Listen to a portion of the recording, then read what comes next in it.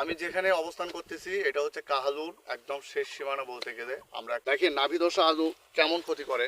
আপনি একটু সামনে আসেন, আমি একটু দেখাই। এই যে দেখেন, এটা হচ্ছে আলুর হচ্ছে নাভি ধসা। একদম আলুর গাছটাকে শেকড়টাকে একদম নষ্ট করে দিছে। এটাতে কোনো আর ফায়দা হবে না।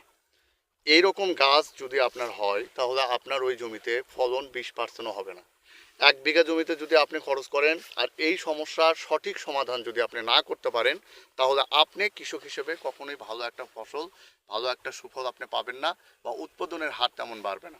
এই জমির যে মালিক, ইনি হয়তোবা সঠিক সময়ে সঠিক নিয়মে সঠিক বালাই ব্যবস্থাপনা এই জমিতে প্রয়োগ করতে পারে নাই, তার জন্য এই জমিতে এইরকম মরক ধরে গেছে বা এই জন্য সমস্যা হয়েছে।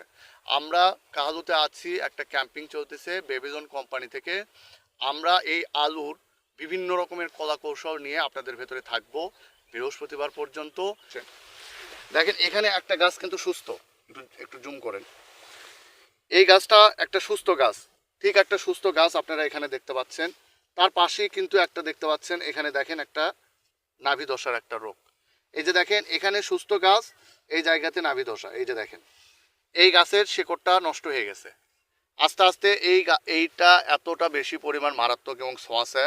এই গাছ আমি যে হাত দিয়ে নাড়ছি, এইটা যদি আমি সুস্থ একটা গাছে ধরি, তাহলে ওই গাছটাতেও এই রকম সমস্যা আপনি সম্মুখীন হবেন, বা ওই সমস্যাটা ওই গাছেও হবে, সুস্থ সবল গাছে। এই যে এইটা যদি আমি সাইডে দেখাই, একটু দেখেন। এই যে এই সাইডে যে ছিল, এইটাতেও আস্তে আস্তে কি করবে, 2 দিন পর 4 দিন পর এইটাতেও কি করবে, আপনার লেগে যাবে। যেমন এই যে দেখেন, দেখছেন, মানে আস্তে আস্তে এই সুস্থ একটা সবল গাছেও এই ধরনের রোগ দেখা দেবে।